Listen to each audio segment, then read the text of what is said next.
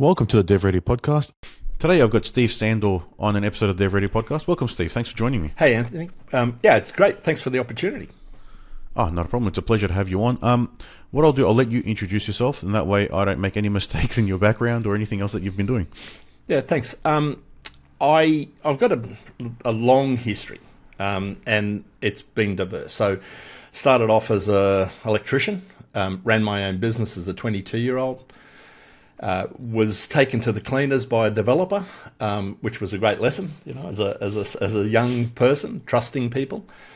Got into sales in the electrical wholesale industry, had some fantastic mentors who taught me around building quality relationships with people. I naturally jumped ship from that electrical world into financial services, as you could back in the in the 80s, and we wonder why we have a royal commission into financing. And I spent 15 years predominantly working for large corporates, financial services organisations. Built up a really good reputation amongst the financial planning and risk writer business. Got bought out by the company I was working for. Got bought out by another organisation. I started my own financial services business. Almost became a software developer because there was no software available to do the things that I was trying to do. So I was really at the bleeding edge of technology. Lived through the internet, the start of the internet, SEO and all of those sorts of things. Never really got into the tech side, but understand the mechanics of it. Sold my business and ended up working with a client in Papua New Guinea as a change manager and working within a human resource business. And helped him change his business, and then developed a series of leadership and management programs, excuse me, in PNG, in Papua New Guinea. And then I came back to Australia in late 2019. Perfect timing, because I was going to start my business here in Australia, and then the pandemic hit. And it was actually perfect timing, because it gave me time to sit and reflect about what it was that I wanted to, who I wanted to serve and how I wanted to do that. So that's the sort of history. My biggest learning was my biggest mistake. And so as a 32-year-old, I was given the job as change manager for a very large institution. It was the job of your dreams. The money that I was being paid at that time would make your eyes water today. And I had the big car, the expense account, travel, nationally, internationally. The problem was that I had no idea what I was doing. Right, so I talked myself into this job, and when I got in there, I had pretty much disaffected myself from everybody in the organisation within a relatively short period of time. To the point where my mentor, who was in Hong Kong, said, "Steve, you need to get on a plane and come up here because something's not working." And I, hubris of youth, went, "No, I've got this. So 12 months later, I was sacked. But gave me an opportunity to go overseas. Financially, I was okay, but I went overseas and spent 12 months. Just reading all the classics. I came back and got a job, and from that, they call it emotional intelligence now, but emotional awareness. That was probably the start of that, which has served me. That moment when you go, "Wow, that was really bad." Without that, I don't think I'd be the person I am today. I'd be a person today, but not this person. Yeah, it's those lessons that we go through where you've got a decision where do you take the right lesson away from it and the learning, which seems like you have, or do you then turn it on other people and say, "All right, that wasn't my problem," and then just start repeating a cycle? At the time, I turned it on everybody else. Okay. I didn't have that maturity in business, because when you're 32 and everybody's telling you that you're great, you start to believe that.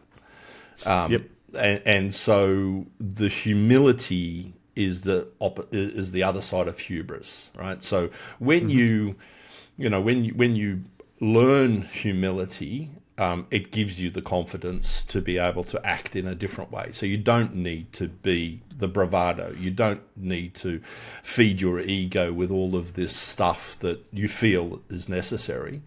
What you actually start to understand is that the character of yourself and how that impacts other people, and it's how you then apply that, and that took me time. Right? Some people do this. Some people do this. They're just naturals at it. It took me a lot of time for it to embed into my DNA, and now it's like I can't shift it out of my DNA. Yeah, I think it is a long learning for people. It's having that empathy as well, and just understanding the other people's situation or how you're coming across to them. So yeah, it's not a simple thing. And empathy is actually the key. And I'm sure we'll get into the conversation around, using this as in starting up a business or managing a business. But, I always talk about running a business is a bit like being a parent. You love your children, in the business context. Although we're changing the narrative, and sort of love is starting to become a little bit more accepted in the boardrooms of businesses. But if you said to someone, "I love you," you probably end up in the courts with HR on your back. So we care for people, right? So we care for people, and if you genuinely care for people and you take the time to listen. I say 2 ears, 1 mouth, use them in that proportion. Be interested, not interesting, and then when you engage with people and you are, I don't like the word vulnerable, because vulnerable has a connotation of fear. So if I'm vulnerable, if I'm in a vulnerable domestic violence situation, psychologically we think of vulnerability as danger. So I like to talk about, transparent or open. So when you are transparent and open with people, then they see that, they sense that, they feel safe because you've opened up. They then start to open up to you. And then you can have this engagement, which is this open and honest communication. And then when, as a manager, right, so I'm putting it in the context of a manager, when you have a difficult conversation, and every business owner, every manager, every employee at some point in time will have a difficult conversation with someone. And if this is the first time you have that conversation with that person, then it's always going to be a defensive, right? It's always going to be about negotiation. But if you've built up a relationship with that person and you know that this behavior that they're demonstrating is unusual, it's not how they behave, it's not how they act, then you can ask them that question. Look, this is, I don't understand this behavior that you're, over the last couple of weeks. It's unusual. What's going on? How can I support you? Yeah. And then that person feels safe in that environment to tell you, I've got financial problems, or I've got problems at home, or I'm not enjoying my job, or, I'd like, I'm not getting paid enough, or whatever it is, right? And then you can have that honest conversation. And if it's about behaviour, if it's got, they're just being nasty, or they're being, they're just not being a nice person, you can call that out. You can say, I'm not proud of the situation that, we value you, but in this particular situation, I just can't accept this behaviour. So without that connection, that's going to come across as aggressive. Yeah, it's how you're saying it, and like that relationship you have with the person, and then with the business as well, and how you're feeling on that day, and you just have to learn how to put your feelings aside, make sure you're saying it the right way, the connection's there. If it's not there, preface it and have enough context to let them understand, all right, these are the values that we respect in the business, this is what we're trying to achieve, this is the culture we're following. you're not aligning to that. Not my opinion, it's just what's happening. Yep. And you have to take your opinion out of it, because that's when people feel attacked, when there's an opinion there. Yeah. If you're prefacing it with those facts, effectively, it's going to make it a lot simpler and easier to have that conversation. Yeah. We call it context. So everybody has an opinion, right? And everybody's opinion is right because it's your opinion. Right, it's right to you, right? Because that, that's what you believe. That's what you believe, right? So it's the context in which you've created. Now, maybe you've been in an echo chamber, and you haven't been able to expand on your beliefs, right?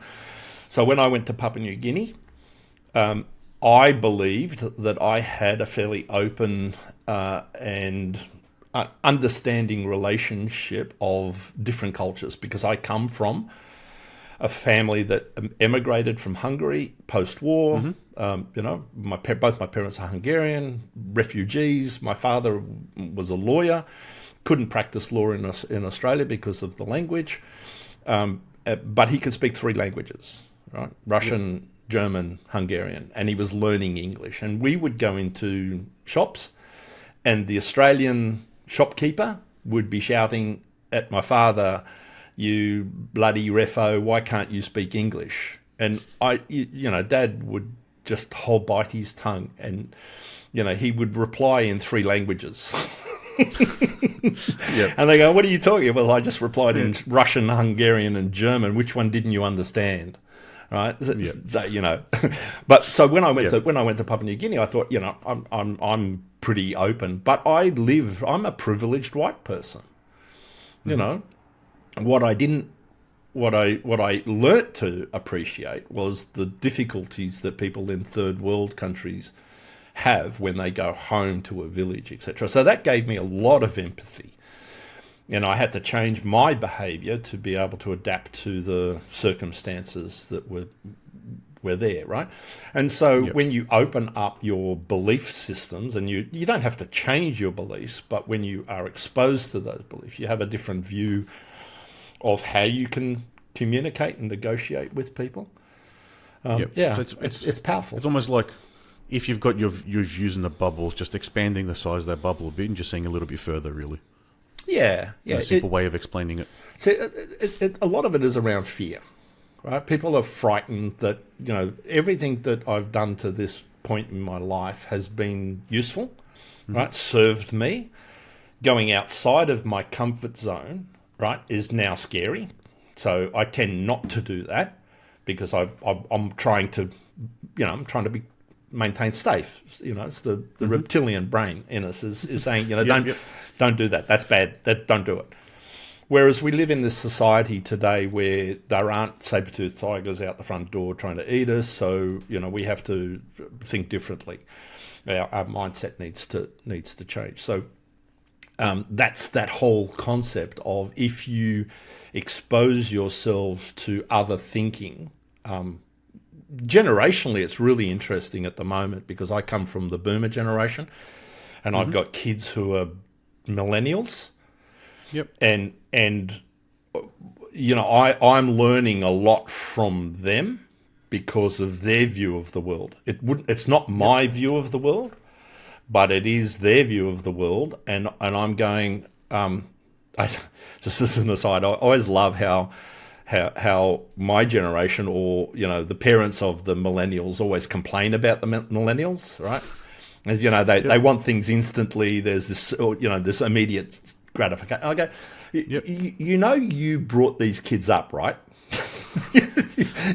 You were the ones that created the atmosphere for them to, be the best that you can be, and everybody gets a medal and all the rest of it, because, all of that. I go, well, they didn't think of that. You created. So that's just as an aside. I think it's funny. So if you expose yourselves to these other thinkings, it doesn't mean that you change the way that you think, but you are exposed to different ways of thinking, and then the possibilities. Then, who knows? Yeah, having different opinions, different people come in and have their experiences help influence your decisions or your experiences is a great thing to do. And we do that internally with our business. There's lots of people there with different experience, different ideas. You have to use all of them. Just because you're running the business, or the owner, or in a position of management and can make the shots, doesn't mean what you believe is the right way to do something. Yeah, I often hear my contemporaries say to business owners, you need to let go of control, right? And I go, don't agree. Don't agree. You're the boss. You're the head of the family, if you like. So you actually need to be in control. You need to have all the mechanisms in place, the dashboard, the business dashboard that tells you what's happening. So you're driving, to mix my analogies, right? So, or metaphors. You're driving a car and you've got a dashboard in front of you, so you know how fast you're going. You can be less controlling. You need to be in control, but you can be less controlling. So that requires you to be trusting and delegating authority to people. And that's scary because, no one can ever do it as well as you. So now you're giving away that, right? Yeah. So I talk talk about a about hard thing to learn. Yeah. So I talk about, flexible rigidity or rigid flexibility, right? So what you do is you set the boundaries and the playpen or the sandpit for people to operate in, and you put some structure around that. So, it might be, and everybody rolls their eyes when I say this, right? So job descriptions. It doesn't have to be a 5-page document. It can be a simple one-pager that says, this is your job. This is what I'm expecting from you. Here's the accountability. Here's the decisions that you make, and you don't need to refer those to me. But as the owner of the business, you need to be able to monitor what's being done. Right, and that might be a daily conversation, it might be a weekly meeting, it might be the information coming from your dashboard that's telling you that these decisions are made. But don't meddle. Allow them to make the mistakes, because from those mistakes, your staff will have their own aha moment. They'll figure it out, and when they come to you for an answer that they've meant to have, you don't give them the answer. What we call is coaching. So you then ask lots and lots and lots and lots of questions, and you get them to figure the problem out for themselves. So one of the tricks that I used to, it's not a trick, it's just a process, is like, I say, well, don't come to me. Have you read the 1 Minute Manager Met the Monkey? Right? No. Here's the book. Go read it, right? Brilliant book. It basically tells you that says the monkey is your problem, not mine. You're coming into my office. You're getting your monkey to jump onto my back so that I'll solve your problem. Monkey belongs to you, right? So come in with a problem. What are the 2 solutions that you've thought of? And let's have a conversation. You don't have 2 solutions? Go away. Think about 2 solutions. Come back to me, right? Now, they may be the stupidest things you've ever heard. Right? But they also may be stupid from your mind, thinking that, I would never have done that. But when you, as the manager, go, I've never thought about it like that, it's a different perspective. Then the 2 of you can try and work out a solution you help that person work out which one is the best solution. And if it's not going to work, then you keep going. Well, that's probably not going to work, but what if we did it? What's another way of doing it? So there's a whole methodology around managing that, is that sort of the coach, the consultant, the teacher, the trainer, the facilitator, all of those things. And managers are the same person, but functioning differently, sometimes in one conversation. So sometimes you're the mentor, sometimes you're the coach, sometimes you're the consultant, all in the one conversation. Yeah, it just depends how far along you get. Does your head in sometimes, right? Yeah, I can imagine. It's knowing how to position yourself and not react, but respond the right way and lead the conversation, probably in the path where you're taking the person down the right way to realize the steps they need to realize that they have to take. Yeah, and sometimes you don't even know what those steps are. So in those situations, what I do see, and I've been guilty of it myself, is that you believe that you have to have all of the answers. This is particularly difficult for men, right? Because we love to, I can relate. We love to solve problems, right? And our partners, our wives, go, I don't want you to fix the problem. I'm just telling you how my day was, right? And so, but we just jump straight into fix it mode. And so as a manager, particularly, that's what we are expected. You know, we're expected to I'm the owner of the business, or I'm the manager, I'm expected to know the answer. And so there's the ego. You know, ego pops up and says you need that. And so what you do is you then puff your chest out. You know, here's the answer, right? Aren't I brilliant? Well, the problem with that is now it's your answer, right? If it doesn't work, it's on you. Your fault. It's your fault. So it's like, oh, well, I don't know the answer. I've never experienced that. I've never had that situation, or I've had something similar, but not exactly the same. So it's like, okay, well, together, let's work this out, right? So this is, again, this transparency. I don't have the answer. I'm facilitating a conversation now with one or more people, and it's how you frame it. Look, I don't have the answer. We probably don't have time. We're not going to come up with a solution. What's the urgency of this? Does it have to be, is there a client waiting out the front, waiting for an answer? Or do we have a couple of days, or is this just a thought bubble? So you need to, again, have that context, frame that up, and then go, look, right at the moment, I don't think we need to solve this. Let's set some time aside. We can both think about it. We can come back. Or, no, look, there's a decision that needs to be made. I'm the boss. I'm going to have to make this decision here. It's on me. If it doesn't work, it's not on you, right? And you take the, you take the accountability of that, and hope you got it right. And knowing that, probably 50% of the time you don't get it right. Yeah, you're never going to know what the right answer is. No. But like I said at the start, as long as you're learning those lessons along the way, every time you do that, you're then course correcting into the right direction. Yeah, and that's the ideal. And small business owners particularly, because you've got so much on your plate, so the organisational design, my advice to every business owner is get your organisational design sorted. The owner of IBM, he had his organisational design completed before he actually went to market with anything. And the value of doing that is that what you can do is you can start to figure out where you're spending or need to spend your time. So marketing, sales, operations, IT, risk management, legal, finance, all of those things. So, who's responsible in the beginning? You're in every spot, right? Your hat is sitting in every. So then you can start to go, okay, well, today I'm focusing on marketing, or I'm focusing on sales, or I'm doing, my BAS or whatever it is, right? So you've got that.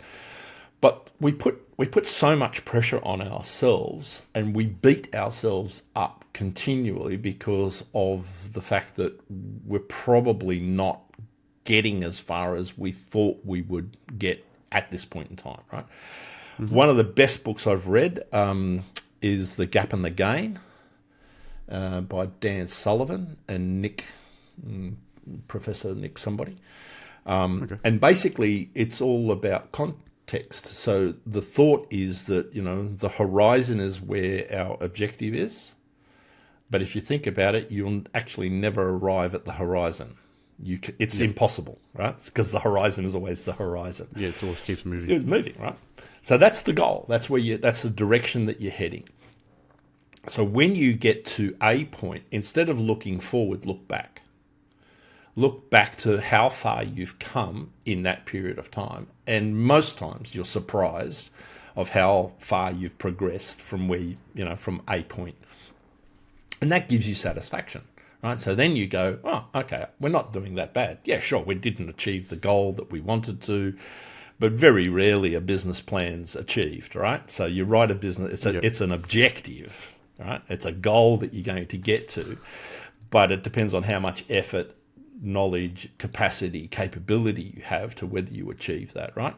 So a lot of people want to be the fastest sprinter in the world, right? And the Olympics is coming up, and but there's only going to be one. There's only going to be one. There's only going to be 10 in that final race. There's going to be thousands and thousands and thousands that are almost as good. They're half a second behind. They're not even going to make it into the Olympics.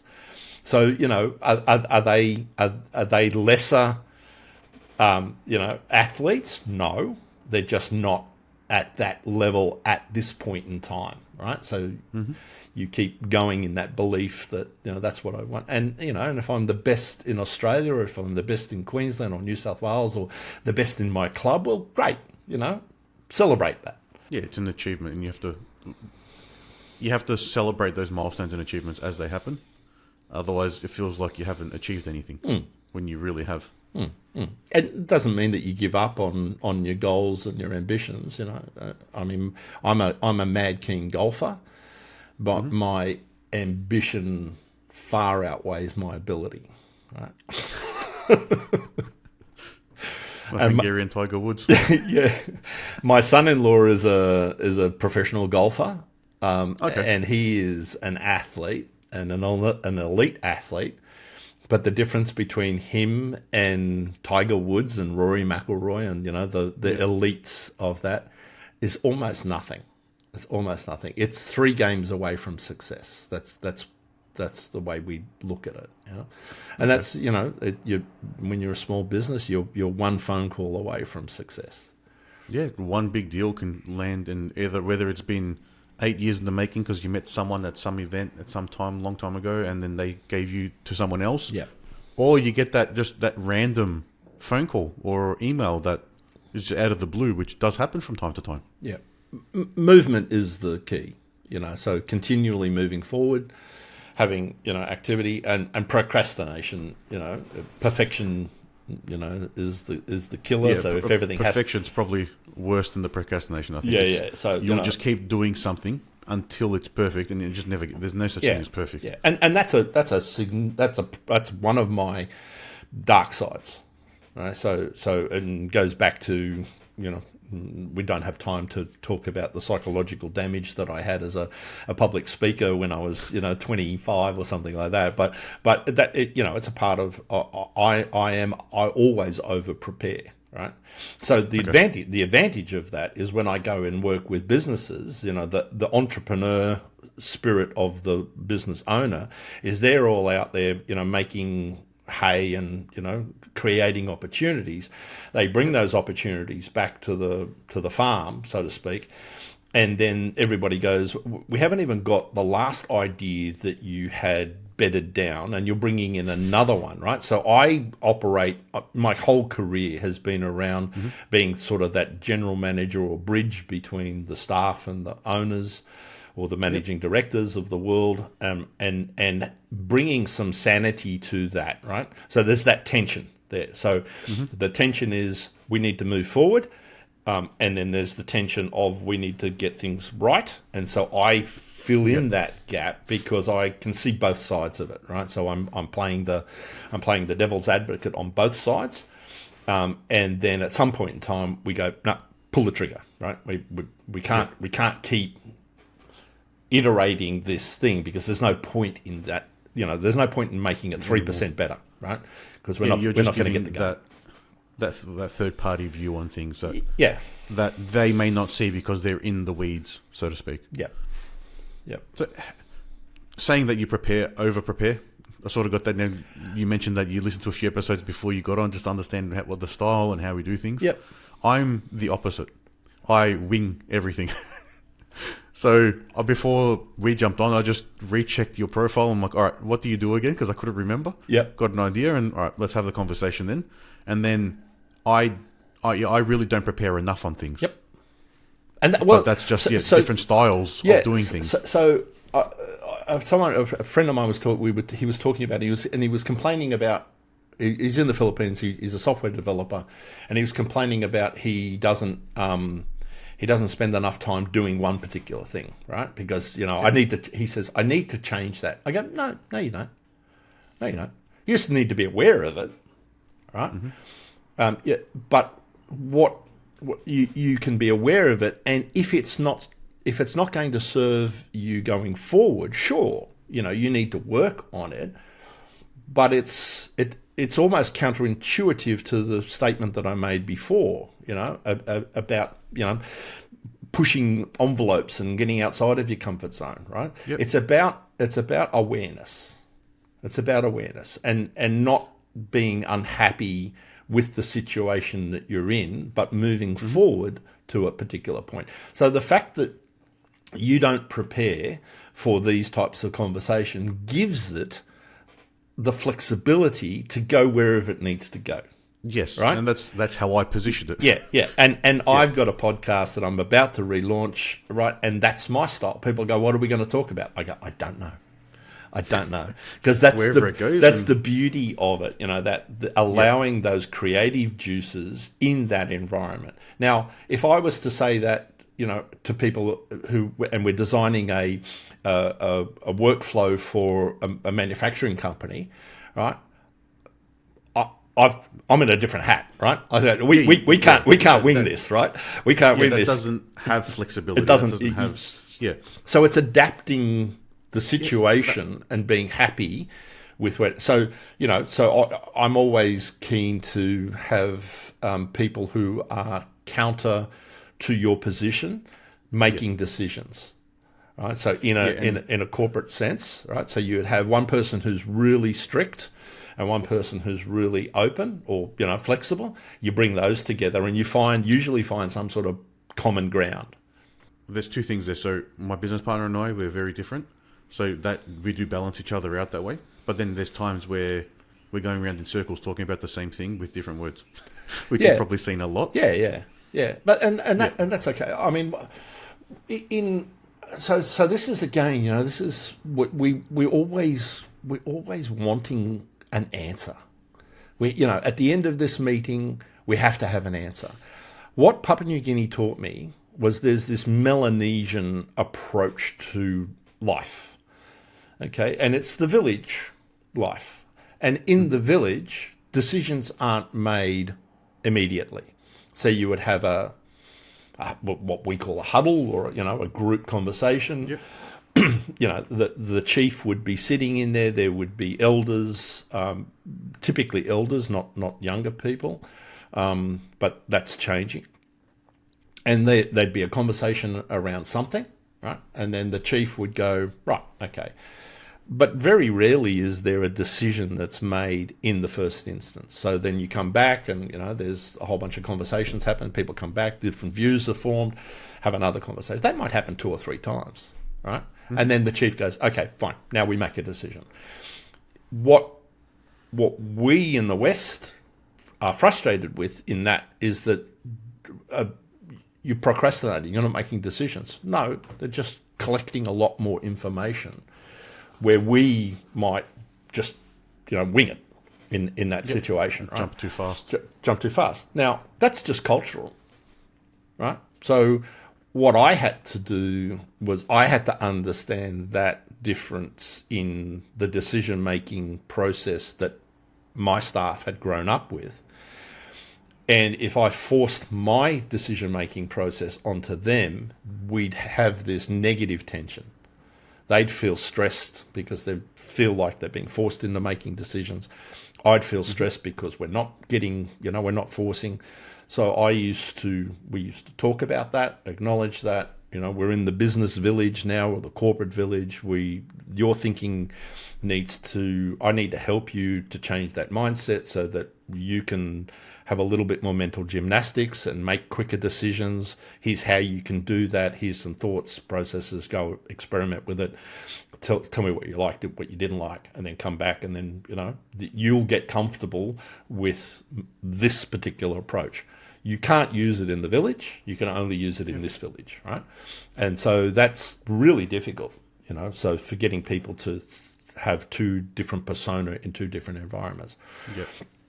And so that taught me, a lot about communication and creating safe environments for people to react in. I don't think without that experience, I don't think I'd be the person that I am today and be able to give the advice that I give today, because I would have been in the white privileged Australian ecosystem, right? And working with, enlightened and, self-aware and all of those things in this ecosystem, right?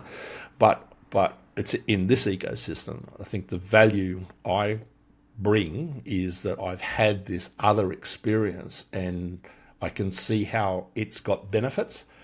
to it, and that's what I'm trying to get people to think about is think differently, think creatively, think differently, and that's going to be a massive issue for businesses of my generation, or who are run by my generation, over the next 3 to 5 years, because the boomers are at that point where they are looking at selling, and they're selling a boomer business that is structured around a boomer owner, and the person who's going to buy it is not interested in that lifestyle.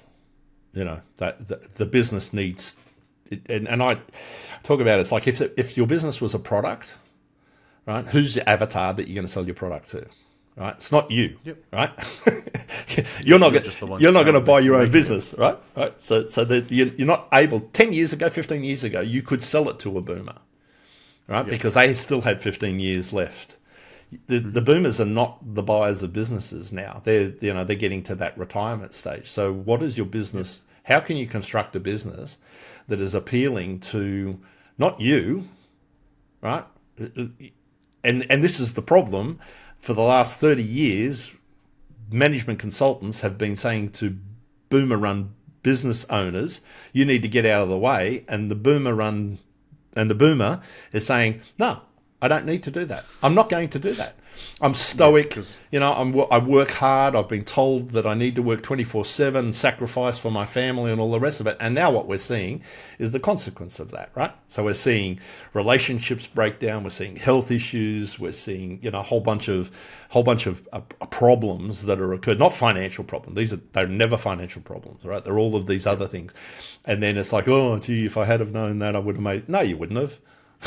Because for the last 30 years you've been told that, right? You just haven't made it. So now it's like, okay, well, now I do, right? Now the brick wall is heading my way. If I don't make that decision, I'm going to crash into that brick wall. So I need to get out of the driver's seat. I need to put somebody in the driver's seat who can take this business to a level where I am no longer the key to the business. And if I do that, it's a more valuable business to sell. Right? If I don't do that, that's okay too. Then just suck the blood out of that business for as long as you can. Invest in other assets that are going to get you to your retirement strategy, and then just leave. Right? That's another strategy, right? So and that way you don't have to worry about changing your mindset. Right? You just it's just about really understanding what horizon you're going towards and what direction you want to go to make that decision. Yep. But I can understand how, with your experience and having that different viewpoints that you've had and over the years, is something that would be beneficial to help them change their mind, especially coming from a contemporary person, not another millennial or someone younger than them telling them what to do when they've already been in business for 30, 40 years. And they're like, what do you know? So I can see how that shift can happen to them. But again, it's up to them what they do, and then when you're going in there, you're just trying to understand, all right, what are your strengths? How do I communicate to you in the right way? And then how do I work with your staff and bridge that gap? So it all makes sense, and it's just understanding the culture and the strengths of the people. Yeah. There is a phenomena that revolves around retirement strategy. So, my generation was employed people were forced to have superannuation. The superannuation guarantee. So the majority of people who are now retiring have got, I'm generalising, right? So there are some people that don't have enough, but they've got enough to retire on, probably not to necessarily maintain the full lifestyle that they have, but it depends on, so there's this bell curve of people who have got nothing and people who've got too much, and then there's the middle, right? Mm-hmm. In the business community, where business owners have their own business, there are some that have been able to accumulate wealth outside of their business. And so those ones, their mindset is, okay, my business is worth $2 million or $3 million. If I spend a lot of energy and time, it's going to maintain that level because valuations are dropping because of the supply and demand factor. So the more businesses that come on for sale, the less you can actually command for it. 10 years ago, it was 3 times earnings. Now it's lucky to be 1, right? So you've got that pressure on it. And then, so those people go, you know what, I've got $5 million sitting out here in other assets. Okay, it goes from 3 to 2. I'm just not prepared to put the effort in, right? So I'll just let it run, and then I'll sell it at a discount.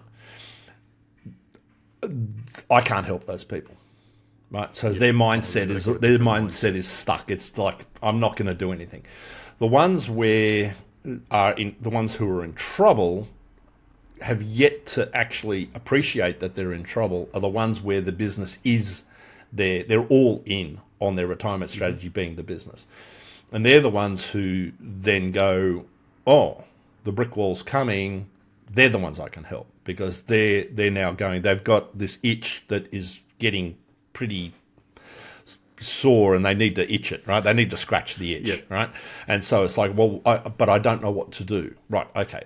First thing you do is you get emotionally detached from the outcome, right? So it's no longer about, this is your baby, right? This is a baby that you want to leave some legacy with, or make an impact on the world, or but you need to detach yourself emotionally from that, and that's probably the biggest and hardest challenge.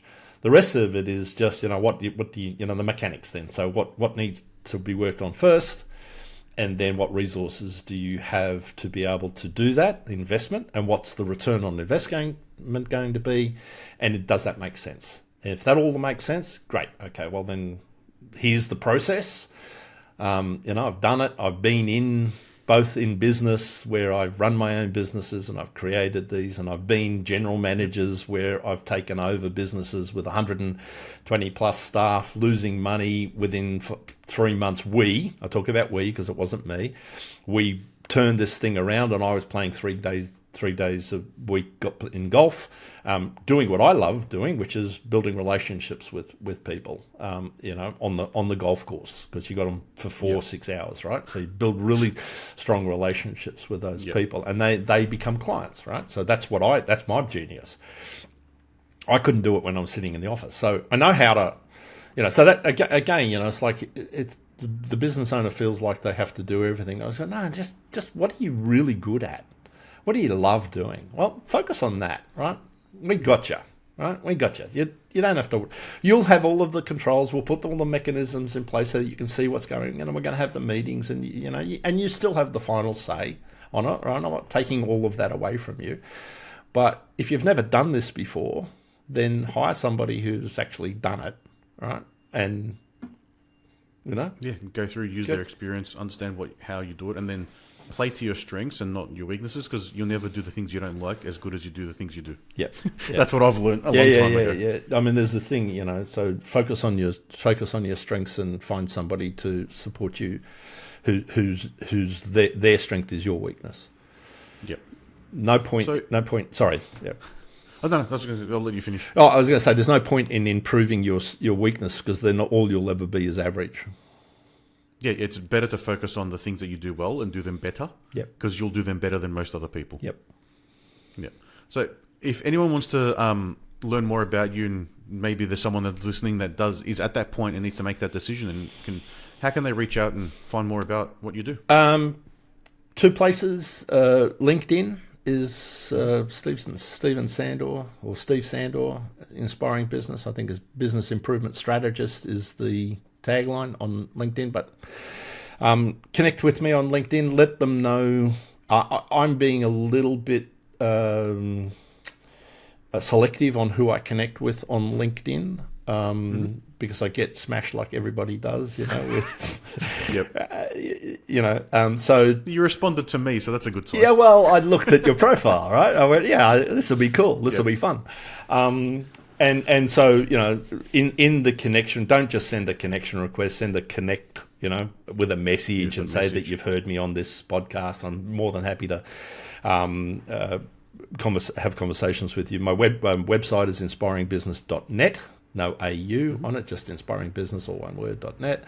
We've got resources. Don't judge me on the website. We are rejigging the website to have a lot more things. I've got a bunch of ebooks and resources that are available. Steve at inspiringbusiness.net gets you straight to me. Thanks for that. Cool. And we'll... not a problem. We'll put all those links in the notes as well and on socials when we share that with everyone. Oh, thank you. Once again, Steve, it's been a pleasure to speak to you, and thank you for today's episode. You're welcome. Thanks it's been a privilege. Thank you. Thank you.